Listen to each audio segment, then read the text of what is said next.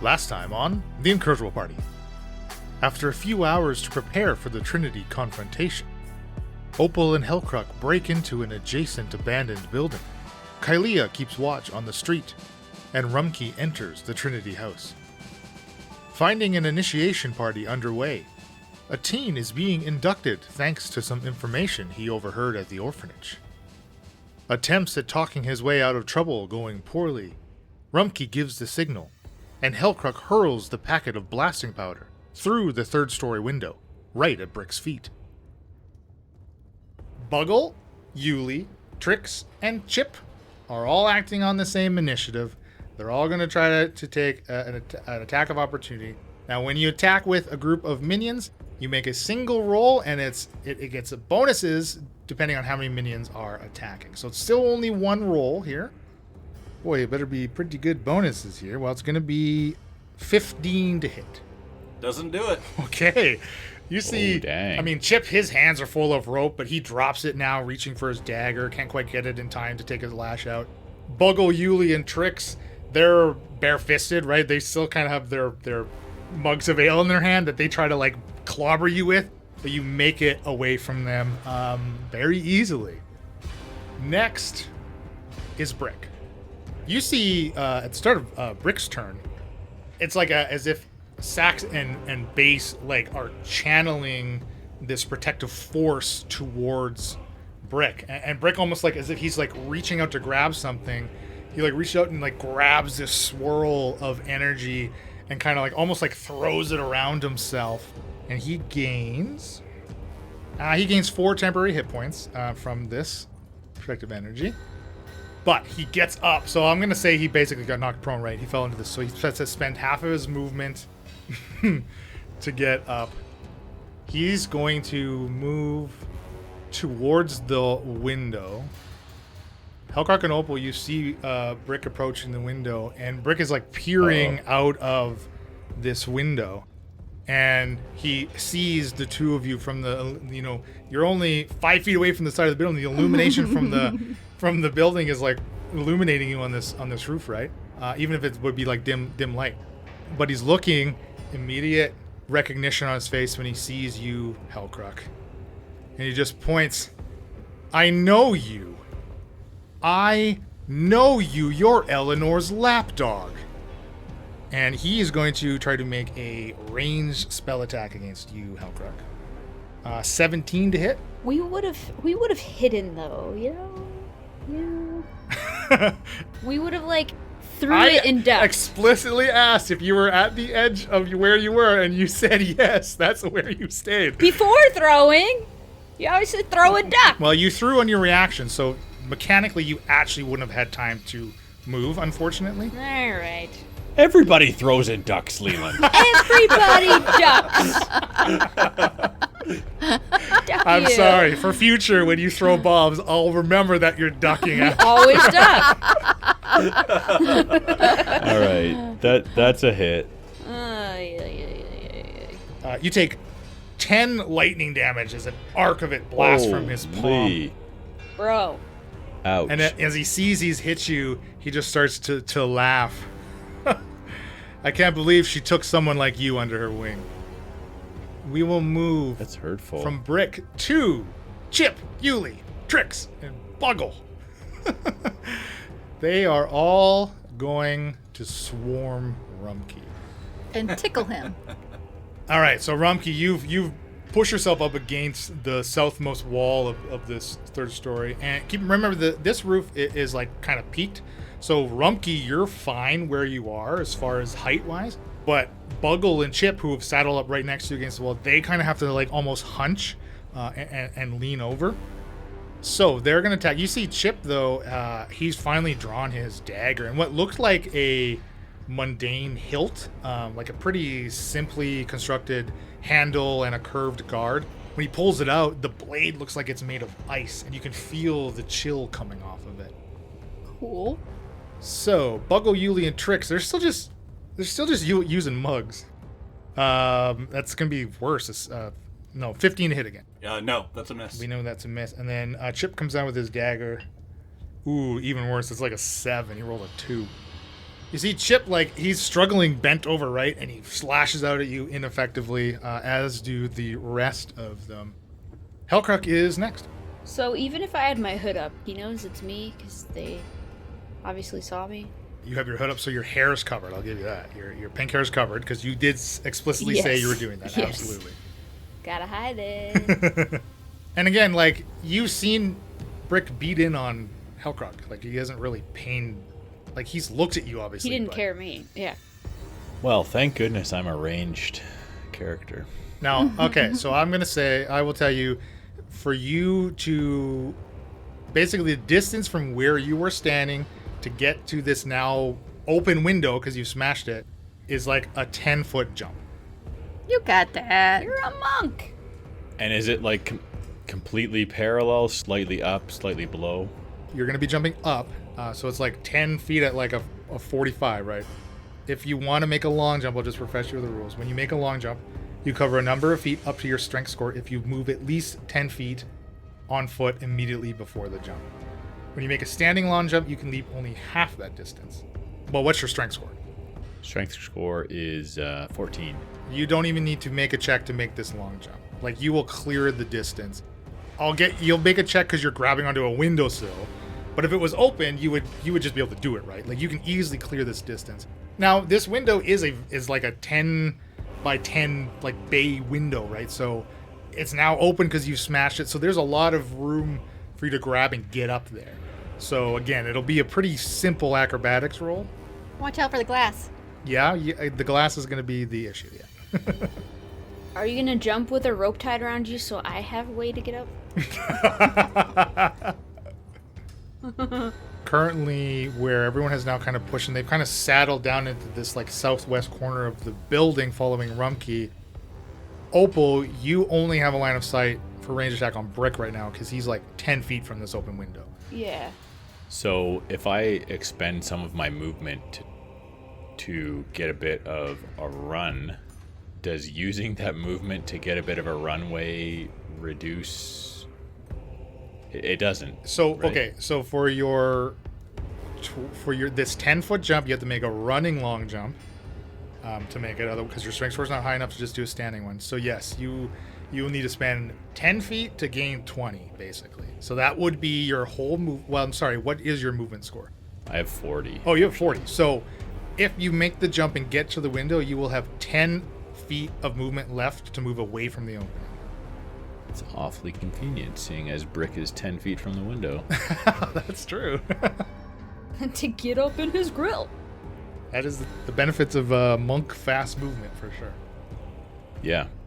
Okay, so I'm gonna say to Opal, We need Kylia's help. Message her. Send her a message. I'm going in. and I'll take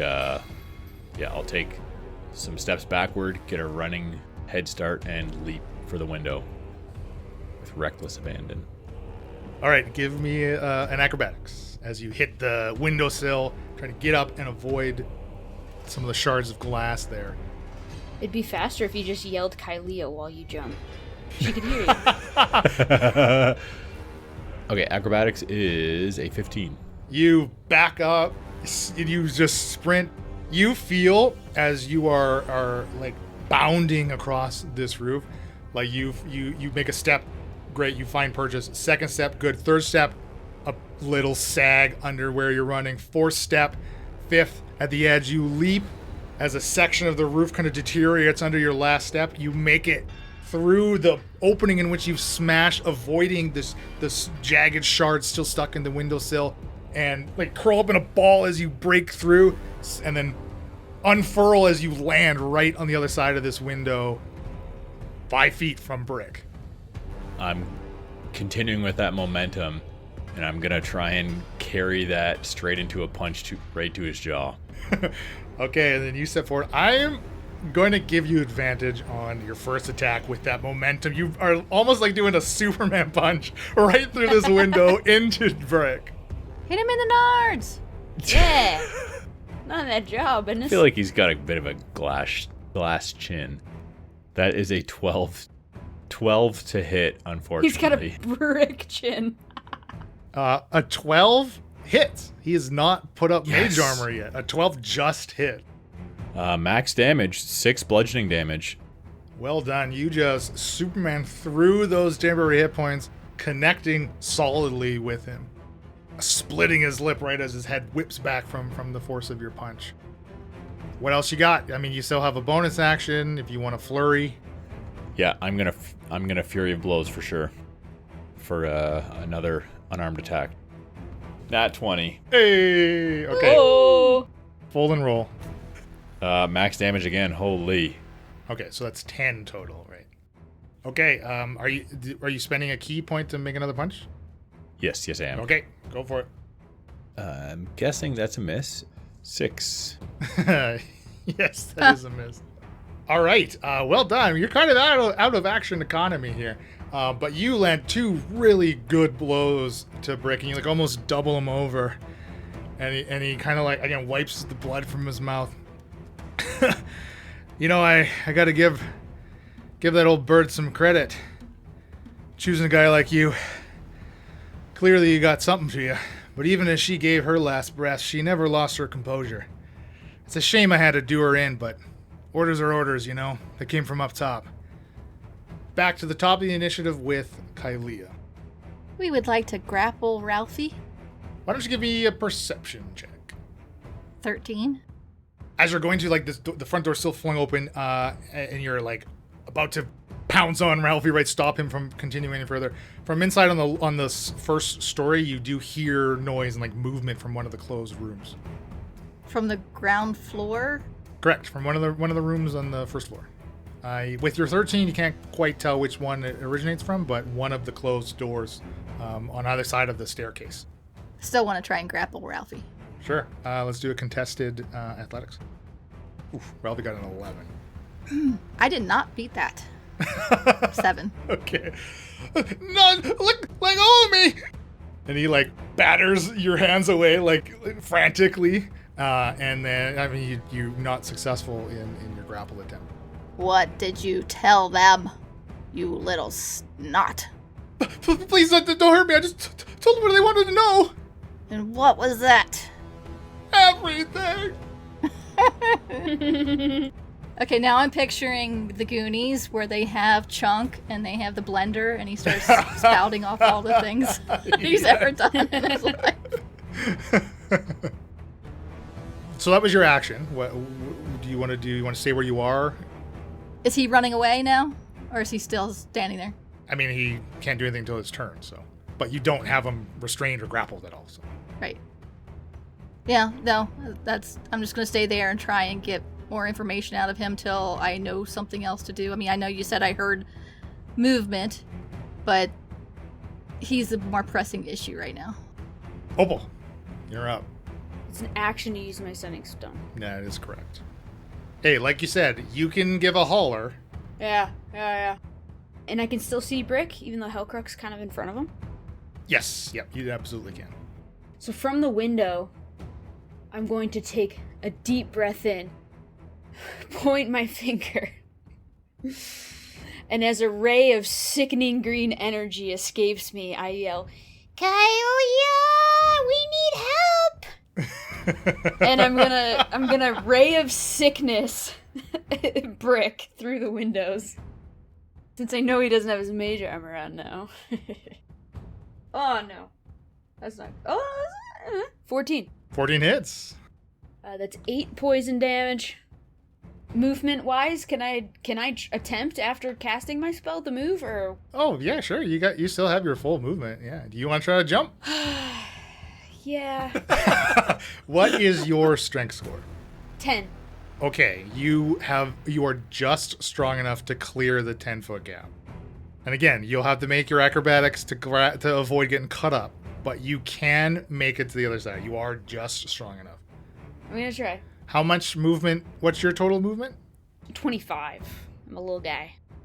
To back up and run, and there's not much option. Because you were not directly, you were kind of off to the side from where Hellcrux was. So yes, you can take 5 feet back from your position, and you will have the extra 10 plus the jump 10, because you cannot jump further than your maximum movement speed. So you just have enough movement. You will be right in the windowsill if you make this. On the glass. Let's do it. Okay. Acrobatics is 10. All right, you two scrambling. And hey, you are not weighed down as much as you usually are. Okay, think about it. You walk around every day with a weighted vest. You are suddenly you've shed that weight. You've shed 50 pounds of weight that you're walking. You are freaking fast right now. I mean, it's a small set of scale now. Okay. I'm pretty small, but 50 is an exaggeration. But it's relative. You could feel like you could float away off of this tough roof. You were so light. And I go, Kylia! Again, you call, yes. You can call. And Kylie, you hear Opal's bellows, right? And the I'm scratched a little bit, yeah. And you're in the windowsill, yeah, maybe a few minor scrapes and nothing to take any the hood comes off and the pink hair's flowing. Uh-oh, okay. The pink, It happens. this trademark pink is out. I'm just throwing it. Okay. Throwing it out there. The amethyst hair. Brick sees you jumping in, and he's like still kind of recovering from Hellcruck, but he's smiling. He's like reveling in this. He sees you in the flash of pink hair. It's a party now! Sax, bass, get back on those instruments! Freaking knew it. Ralphie is next. Ralphie is going to continue to run down the street. Kylie, if you want to take some attack of opportunity, you can. You can try to non-lethally do something if you want. Yeah, I like try and knock him out. Okay, go ahead. It's a 24 hit him. You know what? Ralphie is a secret BBEG. You miss. Yes, you clock him, and you won't even need to roll damage. You just clock him on the back of his head as he turns, and he just collapses in the street, unconscious. All right, sax and bass. They do as they're told. Back on the drums, bass retrieves his instrument. That mosh music starts up again, and they start to play. It's as if everyone is now deafened. The music is so loud up here. Great. Mm-hmm. That is going to be their turn, though, and we go to Rumkey. Of these 4 that are surrounding me, can I tell if one of them looks like the toughest guy of the bunch? Is it Chip? It would be Chip, for sure. Just clothesline in a circle. Just get them all. All right, so I'm going to go look at Chip. I'm going, I guess the jig's up, Chip! I'm going to lean in and give him a punch to undercut up underneath his chin. I'm going to use one of my brawling dice to use my special ability called Haymaker. And I can attack, and if I do, I cause maximum damage for the hit. 19 to hit. Yes, definitely. And that'll be 11 damage as a max. So you swing out, and again, you hit Chip in the same spot that you had to lash out at him that you have no memory of, really. He crumples, and you continue and cleave into Trix, and you clock him, too, on the follow-through, and both of them drop. All right. I'm trying not to kill them. I just want to take them down.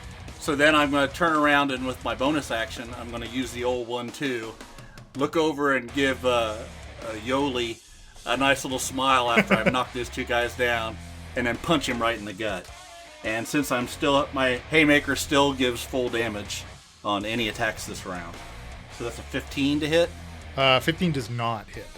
I punch at him, and I go right along his side, and then I sort of step back and get in the fighting stance again. And just give him a little smile, like I'm happy to be doing this.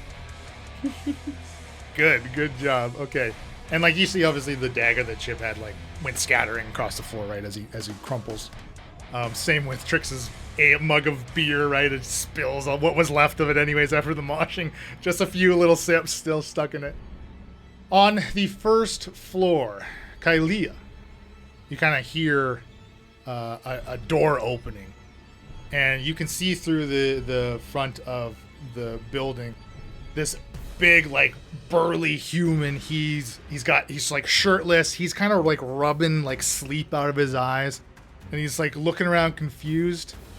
Steps forward. He sees Ralphie sprawled out, and the music starts playing again. He's just feels like he's getting pumped as that music kicks in, and he just smiles at you as he punches his open hand with his fist and approaches you. Ready to brawl. He's actually going to try to grab you. So 17 to hit. Hits.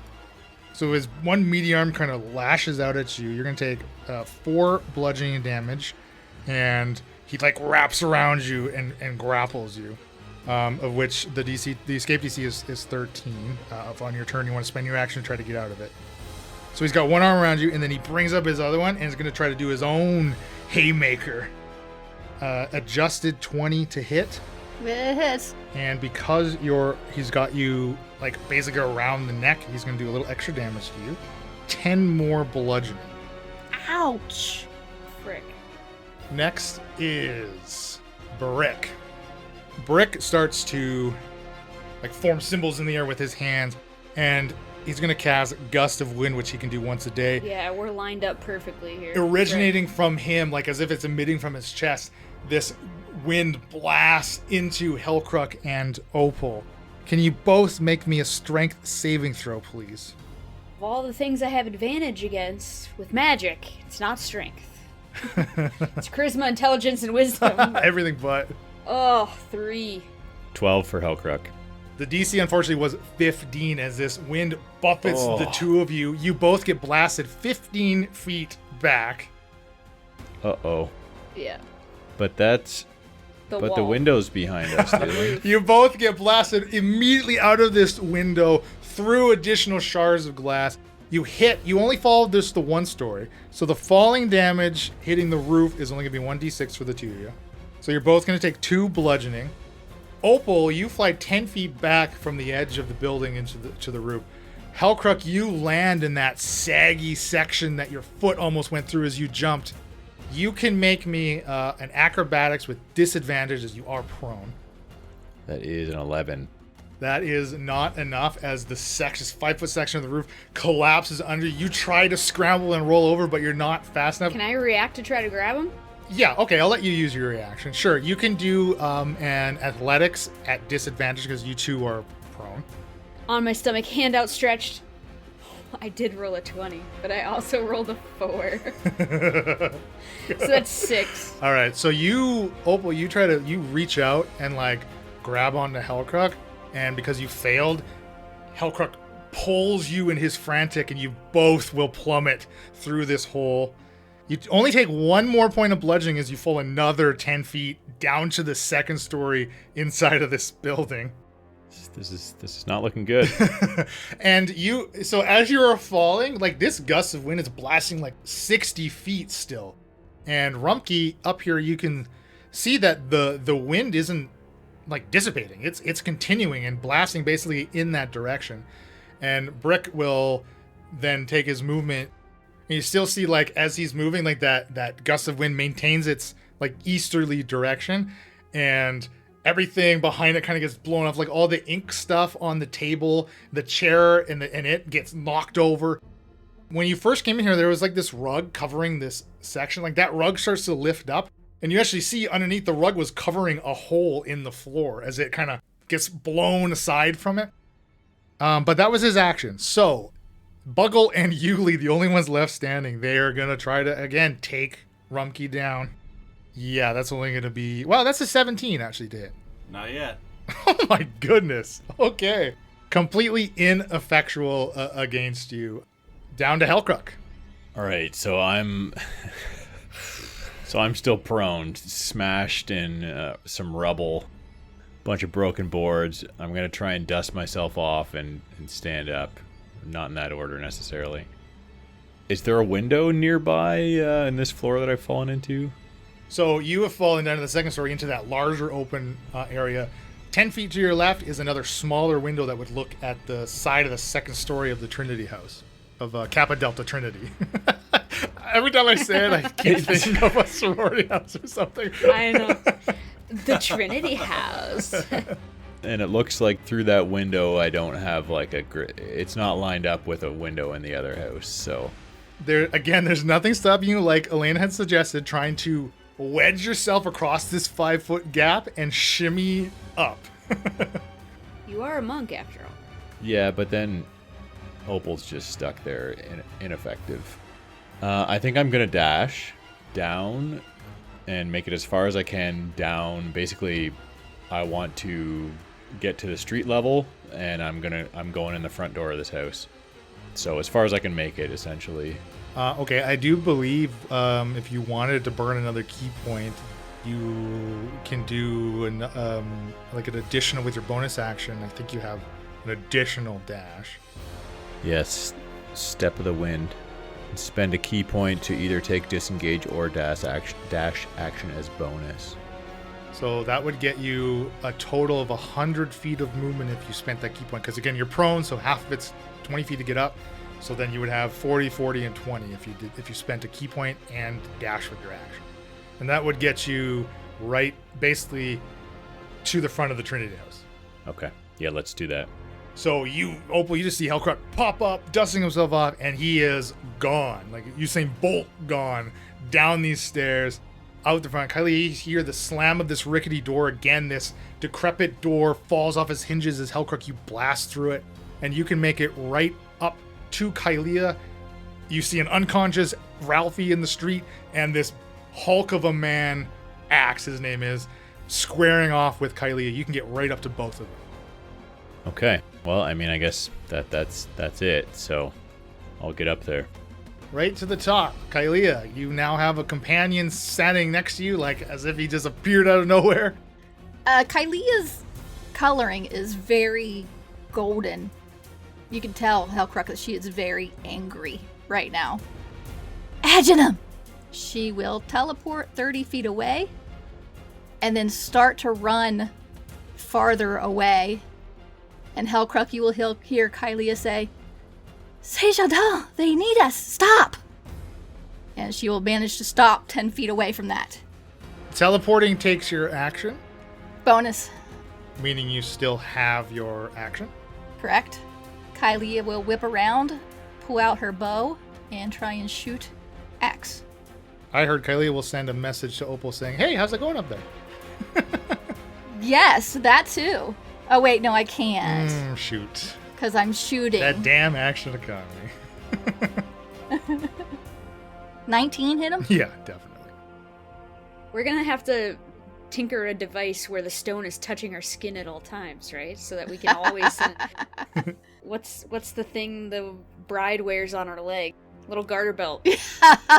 Honestly, that's Yes. something great for Opal in her downtime. Like, that's a pretty good All right, idea. we're on it.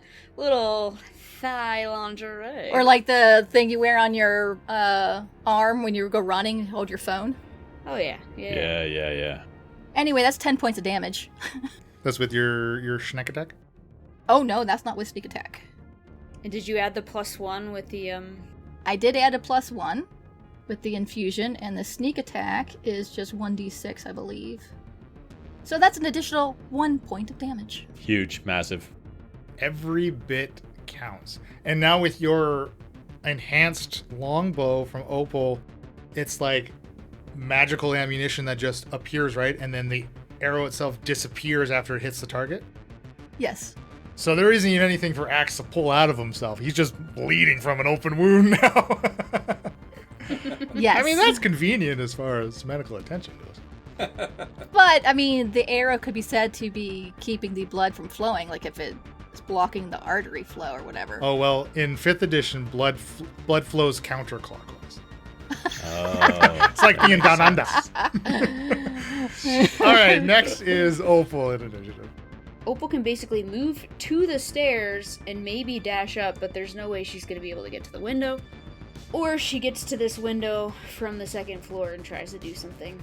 So Opal's going to move 10 feet to the window on the 2nd floor. I've heard some stuff going down. Now, also, though, keep in mind you still have the footholds on the other side of the building to get back up to the roof. Yeah. And remember, your efforts, it's very easy to get up there. Alright, Opal's going to look out the window from the 2nd floor and look down. And can I see Hellcrook and the bad guys down there at all? No. Okay. Really, the only thing you can see is the side of the building and the street immediately below. Like the alley, I mean, of course.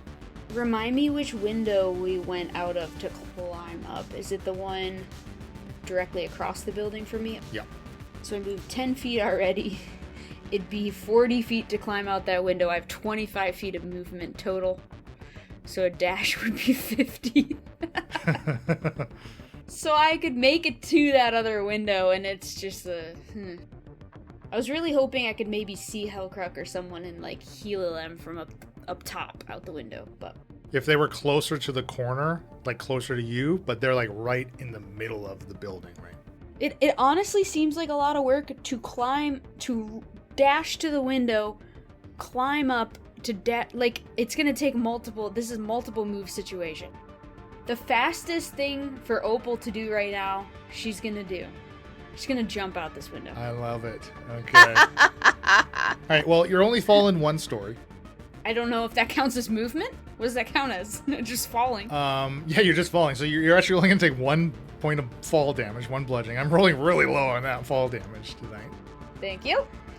And then I've got another 15 feet of movement. Okay, there you go. I'm gonna run to the street, which is about 15, and kind of look both ways and see what's up. And I see Kylie to my left. Yeah. See Hellcruck to my right. Hellcruck, Axe, and unconscious Ralphie to your right. Stuck in the middle Ralphie with them. doesn't seem to be a threat, and Axe is obviously ready to attack Hellcruck. So let's blast him. You also notice that Kylie is just barely standing up right now. Kylie is barely standing up. I'm not blasting. All right. Kylie is, I can't touch you. I have no movement. We're going to healing word Kylie. Kylie! Opal! I wish healing word was max, but anyway, 5 hit points back. Thank you. That brings me to 9. We're in business, baby. Technically, that's a bonus action healing word. So I'm gonna take my crossbow out, and I'm gonna shoot Axe. Good idea. He's still looking okay. That's a 25 to hit. Oh yeah, that's gonna do it. Wow. And that's 7 piercing. Magical ammunition that disappears piercing. Ah, right. Man, Oozing. poor guy is left with nothing but open, gaping arrow holes. They're for speed. Okay. You're finally out of actions. Ralphie, unconscious. Sax and bass still ripping on their guitars and drums. But Rumpke, they're like using their instruments and channeling through the music, dude. And they're going to try to lightning attack you. Critically failing. What I'm talking about. It broke a string. Oh no! Yeah, you see the strings on Bass's guitar just snap, like twink, twink, twink, twink. Yeah, on Bass's bass, snap, and then you see Sax's. Remember, he's drumming with open palms. Like one hand, he just puts through one of his drums as their lightning goes wide. And now our homebrew with critical fails means that the next attack against the person that critically failed or the creature that critically failed will have advantage. So that means the music again abruptly stops. Everyone in the attic no longer suffering from the deafened condition. Rumpke, you're up. Start of my turn, I'm going to move around Yoli, staying within 5 feet of him, but I will be moving away from Buggle, giving him an opportunity attack. That is finally a critical hit. The only way to hit Rumpke, apparently. Oh. Boo. You're only going to take 3 bludgeoning, unfortunately, as he gets that mug against you. It's about as hard as Hellcruck hits. Okay, so this positions me right next to Brick. And I am going to use another one of my brawling die. Give him the old haymaker. 18 to hit. Yep. That is 7. Or no, it's since it's a haymaker, it's full, so it's 11 points of damage. Okay, good job. I will use my bonus action as the old 1-2 to take another attack. That is a 16. That would, but I think he's going to use his reaction to Arcane Shield, adding a +5, which makes his AC a 17. Okay. Then I'm going to go ahead and use my action surge to take 1 additional attack. All right, let's do it. All right, that's an 18 Yep. with my D8 extra. And that's going to be 11 points because I still get max from Haymaker on all my attacks. Good job. Is he still up? He is still going. Damn. He is looking Holy. very bad. He's looking very bad. Sliver. Whew, holy crap, you beat him to within the I edge was of his I was life. throwing it all at him trying Yeah, to take him my out. goodness. If it wasn't for that arcane shield, he would be down. Okay, Axe is next, out on the street with Hellcrook. And Opal and Kylea. Don't remind him I'm here. He's going to try to do the same thing he did to Kylea. So first he's going to try to grab out at you, Hellcrook. 18 to hit. That is a hit. 5, no, sorry. Oof, max damage, 7 bludgeoning, and he's grappled you. And now he swings around for his haymaker. Oh, that is a critical fail. And I'll say with his crit fail, like, you break the grapple. Like, he loses the grapple. Like, you don't even have to do anything. He, like, tries to swing around and basically, like, almost misses an uppercut on you, right? And nearly hit himself, and the grapple is broken. But your next attack on him your first attack will have advantage because he critically failed. Huge. Brick is next. He's looking terrible. He will use his bonus action to change the direction of the wind. Rumpke, where you've positioned yourself, you're 5 feet below this line of wind. Oh, actually, sorry. Apologies. With your hits, he needs to roll Constitution saving throws. Oh yeah. Let's see. Yeah, 10 for the first one and a 12 for the second one. So he maintains concentration on the wind. So he will use his bonus action, change it, point it directly at you. You can make me a strength saving throw, please, as he tries to blast you with this wind. 20.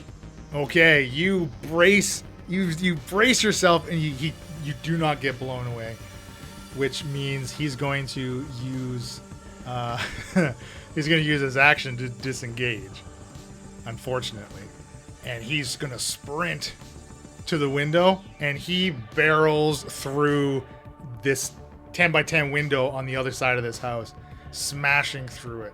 Would we hear that from the ground floor? Yeah, everyone out on the street, you hear another smashing of the window because again the music stopped from Saxon base's critical fails.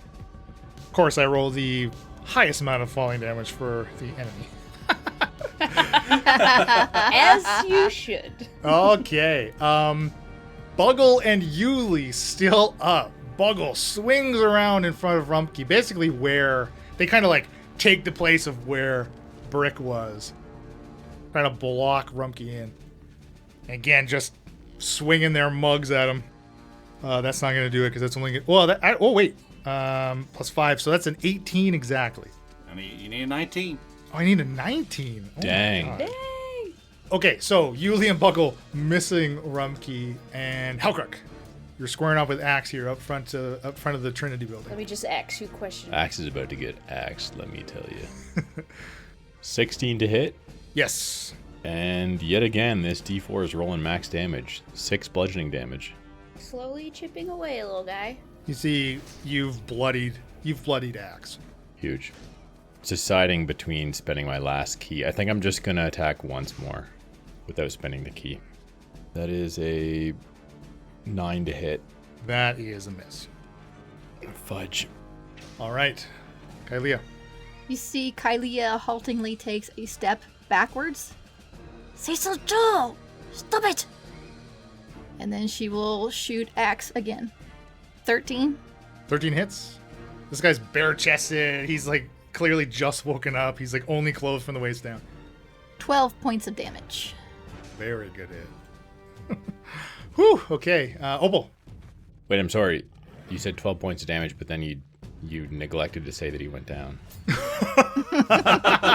Oh, my mistake. He went down. Honest mistake. So we do not know where Brick is, but we heard him fall out the window. You heard the smashing of glass. Can I throw a potion to Kylea as a bonus action? Yeah, sure. You can try. I'll let Kylea try to grab it. What happens if she doesn't? Well, it's gonna shatter, and actually it would take your action to throw it. What if I was to walk to Kylea? Could I hand her the potion as a bonus action and then take an attack? If you walked to Kylea, you could hand her the bonus action as a free action, as an interact with object action. I will move the 15 feet to Kylea, hand her my experimental elixir, which is max healing, so it would be 11 HP when she takes it. And then I will use my action I'm gonna firebolt axe. 13. That's it. 4 fire damage. The D10 was tempting, but maybe I should have went something else. Alright. I will move 10 feet back toward Hellcrook and axe. Okay. This 25 feet is slow. I am little, though. Your little legs are going to... I'm so tired. Okay, next. Sax and Base, seeing Brick escaping through the window, they are going to follow. And they dive through this now newly smashed opening that Brick has created for them. Okay, now Rumpke, you're up. You still have Buggle and Yuli in front of you, basically, between you and the window that Brick jumped through. I don't think I've hit either one of these guys yet. No. So I'm just going to punch Yuli. It's a regular old hit. I'm going to spin around on Yuli and just sort of give him a swing right across his jaw. That's only 7 to hit. No. I'll jump back and then I'll sort of look confused for a second, and then I'll do one of those boxer moves where my feet sort of, dance around for a second. You'll float like a butterfly. Yeah, and then I'll use my bonus action for the old 1-2 and try to punch him right square in the nose. Okay, that's a 12. Oh, another miss. Wow, okay. Neither of these two sides can land the blow on either one. They're all just dipping and dodging. You're just going to stand your ground here? Yeah, I'm going to say, I don't want to hit you guys, but I'll take you out if I have to. All right. It is Axe up next. But what Axe is going to do, you see after your firebolt, Opal, like he's wobbling right, and he too heard a smashing of glass. You see him like looking back into the house, right? And then he's just going to take the disengage action and try to sprint the other way down the street. It's okay. Firebolt can go 120 feet, baby. So he can make it to basically the end of the building. Brick is out the window and off doing his own thing. Back to Yuli and Buggle. They've obviously heard what you're saying, Rumpke. They kind of look to each other and they're like looking at Trix and Chip collapse on the ground at your feet, basically. Look back to the window, and they kind of drop their empty mugs that they've been trying to bash you with. They both put their hands up, like mimicking what you did as you sat in the chair, basically. And they're gonna try to move around you and to the trapdoor ladder. I'm gonna let him go. I'm not gonna try to fight back. I go, yeah, get out of here, and you guys leave the den. All right, Hellcrook, you are up. And have I heard like any yelling or like anything to give me an indication as to what's going on in the different parts of the house? Rumpke has just yelled, and don't come back to the den or stay out of the den. Like you've heard like a muffled yelling from Rumpke. Kind of further down towards Axe, you can definitely hear like running footsteps like high above, like as if on the roof of a building. I'm going to pursue Axe. And I'm going to attack. I'm going to swing out with one of my fists. We'll use lefty this time, I think. All right. I will tell you, if you roll a 13 or a higher, it's not going to matter what your damage is. You're putting them down. So 15 on the die plus, 19 to hit. Are you attempting non-lethal? Nice. Yes. Okay. You just, again, you clock Axe as he's running away. Easily catch up to him because you're like 10 feet faster than him. Catch him up, almost like trip him up and put him and slam him down on the ground. And he's out cold. And I'm just going to, I've used most of my movement. I'm going to listen to see if I can hear those footsteps that I heard up above still. Sure, give me a perception. At 20, baby. Or, not that it matters, but 21. Right, you've gotten up to the corner of the Trinity building. You can hear noise from above the building that's right next to it. And I will say with your natural 20, you definitely can tell there were 3 sets of footprints up on the roof of this building. So definitely distinctly 3 people. And one of them sounds distinctly like footprints made by Brick. Yeah, so I'm gonna yell, Leave those kids alone. Just get out of the den here and quit messing around with Granny Nanny's Cats. Okay, so we are now back to the top with Kalia. Yuli and Buggle are really the only two left in the house. They are currently fleeing. They will continue to make their way out of the Trinity house and flee. If the people in the street have an intention of stopping them in some way, you can absolutely do that. We don't need to finish those rounds out. If you want to subdue them and again, either render them unconscious or try to restrain them in some way, you can absolutely do that. If you want to try to pursue Brick and the Funky Bunch, you can also do that. It does sound like with Hellcrook's yell and Rumpke's yell, at least the two of you are resigned to let them just flee. Is that correct? Well, I was out of movement, so.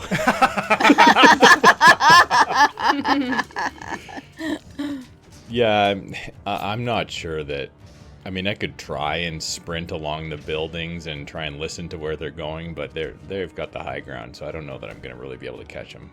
I'll leave it to Kylea and Opal then. So let's just say, Rumpke, are you going to be making your way down to the street? What's left in this room? Brick's main desk, there's a smattering of papers on top of it. There's the open chest at the foot of the bed, which the fire has kind of burned down now as the linens are still smoldering, with an assortment of items in there. And an unconscious Trix and Chip's discarded icy dagger up here, in addition to, the abandoned instruments and some like bags and barrels of supplies. So I was definitely going to take the sheath off of Chip and go get the dagger and put that in there and take that, and then go over and look in the chest. Buggle and Yuli get down to the street. They kind of come out of the building. They see Hellcrook to their right, Kylea and Opal to their left, and they freeze, kind of not knowing which direction to run. They have no weapons in their hands. They're kind of running with them up in the air, like as if in like, surrender. And they're kind of stuck between the two of you. So We're taking no prisoners, baby. No. Kylea's coloring goes back to her normal, calm, orange-red-ish, and Seishadala is going to take the health potion and just look at the two running out of the house. Okay, Opal. What do we do? I'll use my last spell slot. You can't cast a spell non-lethally, though. Oh. That is true. Or a ranged attack. Oh. So far, no casualties. So very well done so far. Okay, Opal goes, Yeah, stay away. Zelmo's got the orphanage. Okay. All right, so you see they kind of take the path of the least resistance. They'll cross the street and try to move around Hellcrook as far as they can, opting for the route where one of you is rather than two of you, and they just book it down the street, the same direction that Axe was trying to run. And remember, Toggles and Sprockets has all your Toggles and Sprocket needs. And we will fall out of combat. Those of you on the street, are you going into the building to look for Rumpke then? yes, yeah, for I sure would we go will. make sure Rumpke's okay Yes. and make sure that he has enough extra help to carry all the loot. Okay. You absolutely can find your way. There's the big grand staircase, right? If you wanted to peek in some of the rooms on your way, you see that they are all empty. It does appear the house is empty. There are no more sleeping axes anywhere. Somehow sleeping through the music. And you all kind of get up to the attic. You all now see Kylea has seen the attic for the first time, obviously. So, Rumpke, you are rummaging through the chest, and you find a number of objects. In this chest, there are 10 small coin pouches. It looks like each of they've been evenly divvied out. There's 5 gold pieces in each of them, so a total of 50 gold. And this is like a same pouch that Brick had handed to Ralphie. So, actually, if someone wanted to check Ralphie, I don't know if Kylea is going to check Ralphie. Ralphie would have another pouch of 5 gold on his person. In addition to those, there's, like I said, the assortment of, and they look like they've been cataloged items. Each of these items have a tag and a number on them. There's a pair of bracers, a ring, a pair of boots, a belt, a circlet, and an amulet. If we feel comfortable to stay here for a while, I have Identify. I could ritual cast it, but We can go someplace else. Rumpke has just finished going through this chest while the rest of you have now joined him. And again, the only other thing in this room, like discarded, blown furniture from the Gus and tattoo stuff, like if you wanted to collect a tattoo set, you could, a little tattoo kit. But then the only other thing is the papers that are on Brick's desk. Opal's a hoarder. She's taking it all. Okay, sure. You've collected a tattoo kit then. You can add a tattoo kit to your equipment. So from the window, the ink has spilled, so there's no ink. You're going to have to replace that component of it. But you've got like a full like sizing assortment of tattoo needles. Dope. As I'm sort of picking stuff up out of the chest and I see them come up, I'll go, hey, there's some papers over there. See if there's anything about the Trinity on these things. They don't really seem like they're writing it down type. But sure. So, Opal, you find a couple different pages. The first page you pick up is it's just a list of names. Dozens of names. Many of them have like little X's beside them. Some have a Z penned in. There are 4 that you see have a scribbled T beside them. And I will say, Opal, as you're scanning the list of names, you do see that this list, Sasha's name is on this list. And it has a Z next to her name. The other page you find it looks like it's a page full of descriptions. There are 7 descriptions, each of them with a number, so numbered 1 through 7. Descriptions of what? It seems like they are descriptions of the functionality of items. And each of these descriptions has a name penned next to them, as if like to go to and then a name. Oh, okay. So the items were being handed out. There's a list, and it's got 7 different items. Is there 7 items in the chest? Rumpke, you see there are 6 items in the chest, but these 6 do have tags on them, numbered 1 through 6. I assume there's 2 boots. Oh my goodness. So That's a good point. There are 7, but it's really 6 if you look at it with the numbers and stuff. Okay, well, there's a 7th item missing, and we'll know which one it is when we figure it out, but we don't want to be spending too much time here. Now, what's on the other thing? There's a list of names. Some of them are crossed out, some of them have a Z by them, and 4 of them have a T. I don't know. That's probably the Trinity gang and Zelmo. Is Ralphie on the list? Ralphie is on this list and does have a T penned next to his name. And this ink looks like it's quite fresh, as if that T was very recently penned.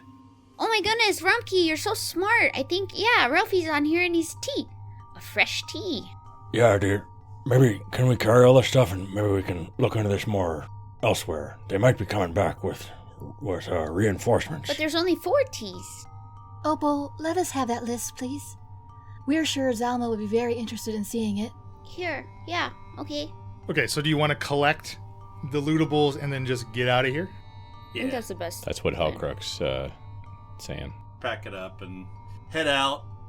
Go down the street, go over to the lady's house, the redhead, knock on the door and go, you're welcome. It'll be quiet from now on. Oh, could we smash the drums before we leave?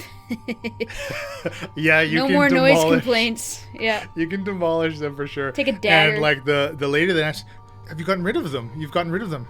And she cups a hand to, it's so peaceful. Yeah. Just your friendly neighborhood, what's our name? We don't have a name yet. Anyway. Courtesy of Zalmo. Okay. Look, thank you so much. It's been weeks. I haven't slept a proper night in weeks. Will you let us know if they come back? I mean, where can I reach you? You can find me at Toggles and Sprockets. I'm Opal. I mean, nice to meet you. I'm Elka. Elka, nice to meet you.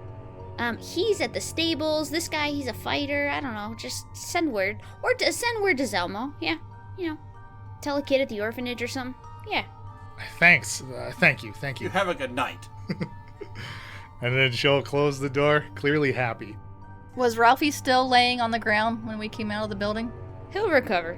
Axe, Ralphie, Chip, and Trix all unconscious still as you are leaving the building. I will take the 5 gold from Ralphie. You did not deserve this. Draw Z over their Trinity tattoos and on their foreheads. the safest spot would probably be Rumpke's place. Is that where you're going? Sure, yeah, it's close too. So I'll just quickly go over, so you have the cataloged items, you have the description of them, so you do not need to use any time to identify even ritual casting. You have it all here, so you know what everything does. So, item number 1, which is the pair of bracers. This is to go to Sachs. So clearly these items were to be distributed to the Trinity members in this headquarters.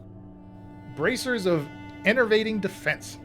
When you pick them up, they're heavier than expected. They depict a humanoid form kind of etched into the metal with like waves of sapping energy surrounding them, deflecting incoming weapon strikes.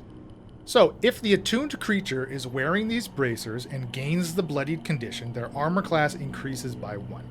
This increase in AC lasts until the creature is no longer bloodied. Now, as a reminder, we are playing with the bloodied condition in our home rules, so that you gain the bloodied condition when you are at half your HP total or lower.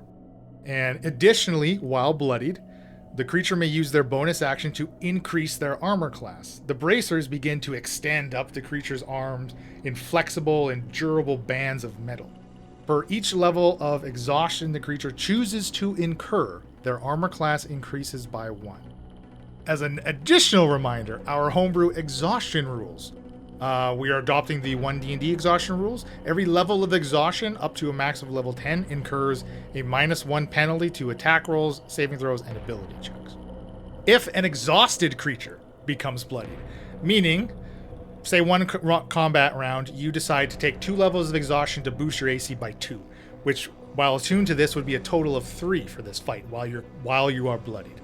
On the next day, you rest, you still only get rid of 1 level of exhaustion. In a subsequent fight, while you are still exhausted, you gain the condition again, you get the AC boost, and this secondary characteristic since you are already exhausted. So, if an exhausted creature becomes bloodied, while attuned to, and wearing these bracers, in addition to their armor class increasing by 1, they may choose 1 saving throw. The creature ignores the penalties of exhaustion for the chosen saving throw, and instead receives a bonus to their saving throw equal to their levels of exhaustion. This bonus lasts until the creature is no longer bloodied. Someone's gonna be tired all the time. And then, so for the purposes of armor and unarmored defense bonuses, wearing these bracers do not negate that. You are still considered to be unarmored. Item number 2 is a ring. This is labeled as to go to Axe. This is the Blood Abjurer's Ring. This is a simple-looking ring with a blue and red stone set into an iron band.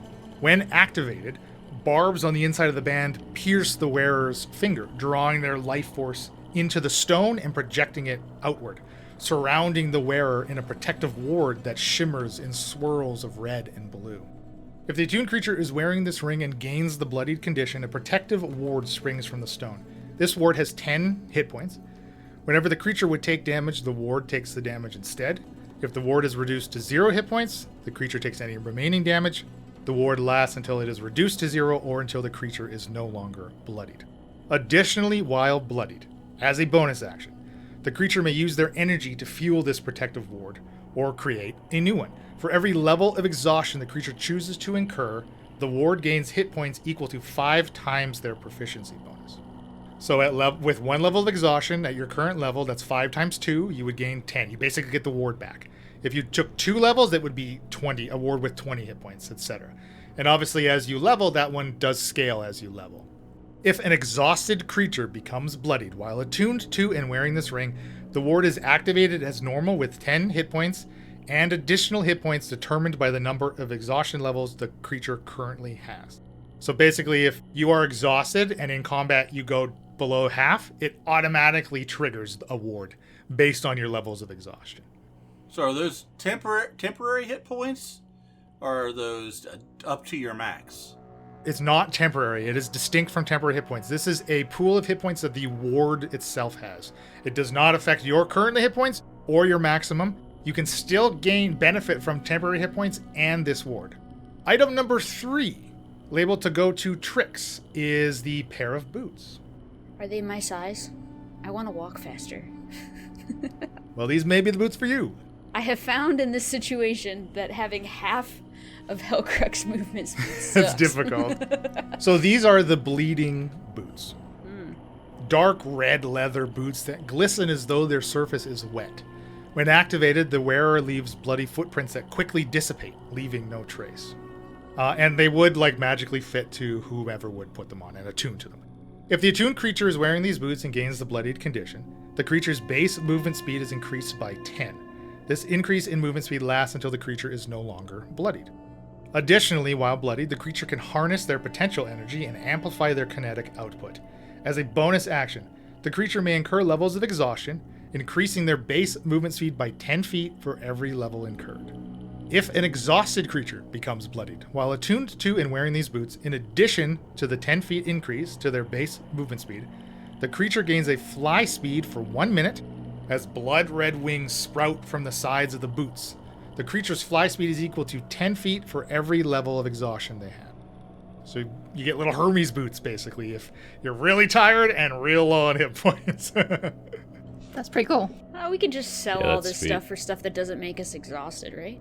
All of these items have to do with exhaustion level. I know. That's why we're just gonna sell them and poo-poo. I have a feeling. All magic items we're going to get throughout the entire campaign are going to have something to do This with bag of exhaustion. holding is better when you have a level of exhaustion. Yeah. Hold 50 pounds more for each It holds level. 2 body bags of holding. Item number 4 is the belt. This is to go to Yuli. This is the Belt of Heavy Hitting. This is a rigid leather belt that fits the attuned creature perfectly. Where a buckle would be is a square burned into the leather. On either side of this square, more two-dimensional shapes are burned into the strap of the belt, each increasing in the number of sides to 6 to 8 to 10 to 12 to 20. If the attuned creature is wearing this belt and gains the bloodied condition, the square on the belt begins to glow white. They add 1d force damage to their unarmed and weapon attacks. This damage increase lasts until the creature is no longer bloodied. Additionally, while bloodied, they may use their bonus action to increase the die size of this extra damage, causing the shape with the corresponding sides to also glow. For every die size they choose to increase, the creature gains 1 level of exhaustion. So you had a d6, you would have gain 1, d8, 2, d10, 3, etc., all the way up to a d20 for 5 levels of exhaustion if you want to add a d20 worth of extra damage to your attacks.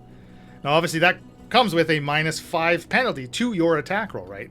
1 per level of exhaustion. If an exhausted creature becomes bloodied while attuned to and wearing this belt, the increase in damage die is immediately applied, determined by the number of exhaustion levels the creature has, as seen above. So again, if you're attuned, you're exhausted, you become bloodied, you immediately get the benefit of this item you're attuned to. So number 5 is the circlet, was to go to Buggle. This is the circlet of the focused mind.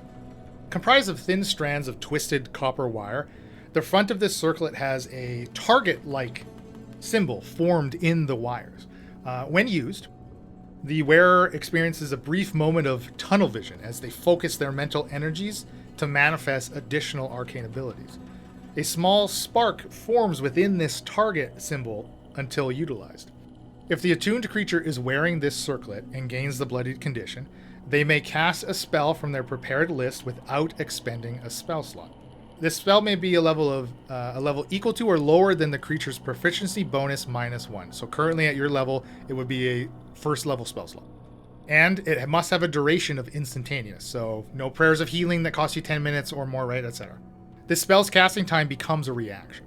Additionally, while bloodied, that creature can choose to incur 1 level of exhaustion to gain a temporary spell slot of a level equal to or lower than their proficiency bonus -1. No action required. This spell slot lasts until the end of the current turn, at which point the spark generated by the circlet fizzles and dissipates, and the creature loses that spell slot.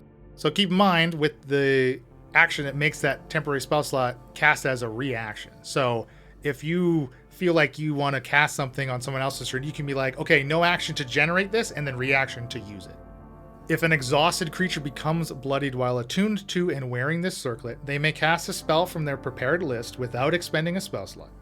This spell may be of a level equal to or lower than the creature's proficiency bonus -1 plus their level of exhaustion, and have a duration of instantaneous. The spell's casting time becomes a reaction. So obviously, as you get higher in level and gain access to better magic, having more levels of exhaustion would be beneficial for you. So if you have 1 level of exhaustion, you become bloodied. You can basically regain a level 2 spell slot for free, right? Proficiencies, so 2 minus 1 plus your exhaustion level, so essentially it cancels out that negative. Number 6 was to go to base. This item is called the Resistor. Hanging from a thin golden wire, this amulet is like this oblong, tan, kind of spheroid shape with colored lines that wrap perpendicularly around it. When activated, the lines change color. If the attuned creature is wearing this amulet and gains the bloodied condition, they gain resistance to 1 damage type of their choice, from acid, bludgeoning, cold, fire, force, lightning, necrotic, piercing, poison, psychic, radiant, slashing, and thunder. This resistance lasts until the creature is no longer bloodied. Additionally, while bloodied, the creature may use their bonus action to gain resistance to additional damage types of their choice from the same list. They gain 1 level of exhaustion for each damage resistance they gain. So you could potentially gain like 3 more resistances if you want to take 3 levels of exhaustion. If an exhausted creature becomes bloodied, while attuned to and wearing this amulet, they gain immunity instead of resistance to the chosen damage type when gaining the bloodied condition. This immunity lasts until the creature is no longer bloodied. And then the final item number 7 on the list, the manifesto list, is it's labeled as Frozen Dagger. This was to go to Chip. The Frozen Dagger doesn't quite function like the other ones. Has nothing to do with being bloodied or exhausted. But in its sheath, like you saw, you see like the dagger looks normal, but the blade is like an unmeltable ice that clearly emanates cold. So this is a +1 dagger. You have +1 bonus to attack and damage rolls made with this magic weapon. The damage deals cold damage instead of piercing. And on a critical hit made with this weapon, the target that you hit is paralyzed for 1 round, as basically ice forms around its feet and cements it to the ground. Who is this for? That one went to Chip. So Chip tried to use that on Rumkey, but missed. So you've made it to Rumkey's. I don't know if you want to stay here for the night, or you can decide to divvy up the items. I don't know if there's additional conversations you might want to have before you maybe split up and go home. There's not a lot of room here at this place. It's like 2 to a bunk already, so why don't we put all this stuff together and meet maybe down at the Toggles and Sprockets tomorrow. Let's get some rest. Yeah, do you think you'll be safe here, Rumkey? Anybody know that you live here? Oh yeah, this is Frank. Say hi to Frank, he's trying to sleep. Shut up out there! Hi, Frank. No, I mean like Chip and Brick, and they didn't follow you back at all, any of these times, do they? I don't think they know where I live. They don't even know my name. Okay, perfect. They know Zelmo now. Opal, you can take the stuff back, and I'm sure there's a place at the Toggles and Sprockets you can lock it up, right? Or you could just hand the ring and the dagger to us. Well, maybe we should keep it safe for the night and sleep on it, and then decide where it's gonna go to. Yeah, let's talk about it tomorrow. Do you not trust us? It's not the problem. We need to figure out what we're gonna do here. I don't have any problem if you want to take a dagger home with you. And the ring. Let's just talk about it tomorrow. Yeah, it doesn't mean it's yours just if you take it for tonight. We should discuss these things. We're discussing it now. It's late. We don't have time. I have to return this armor. I'm tired. I'm exhausted. We see how it is. Good. We did all this for your guy. Relax. Kylie is walking out. Boy, what's she so upset about? I don't know. I think she wanted this stuff. I don't know. We'll talk about it and see what makes the most sense. Maybe we give it all to Zelmo. Maybe we sell it all and give it to the kids for the orphanage. I don't know. I think we need to study it. There's uses for them, okay? You sure you don't want to just keep it here? I'm kind of tired. It's a lot to drag back. I can, but there's a lot of people around here. I don't know. Oh, hey, what you got out there? No. Nothing, Frank. Just roll over, buddy. I come prepared, but I had a lot of room in my bag, but I've got tattoo kit now and all this stuff. All right, it's fine. I can give you a hand if you need, Opal. I can walk you home. Come bunk with us tonight. Come on. All right, that sounds good. And like Granny Nanny would say, get the out. Ah, there you are, my friend. Just in time to witness the unveiling of my latest creations. Feast your eyes upon these vials of liquid wonder, guaranteed to add a spring to your step and a twinkle in your eye. For you, my friend, a special price. Just a handful of coins for a vial of boundless possibilities. Consider it a small price to pay for the thrill of the unknown. And remember, if you ever seek any more of my concoctions, just visit theincorrigibleparty.com for updates on my latest wares. And before you go, I have heartfelt thanks to Tabletop Audio and Sarastro Music for setting the ambiance with their enchanting melodies. If you wish to support our endeavors, head over to Patreon and join our merry band of adventurers. And don't forget to join our Discord realm. That's where the real magic happens. Finally, dear listeners, share the magic, rate us, review us, and spread the word. Let your friends uncover the finest tales this side of the material plane. May your gears turn smoothly and your inventions never rust. Happy adventuring! Oh, I forgot to mention, there's a World Anvil website. It's all on incorrigibleparty.com. Sorry.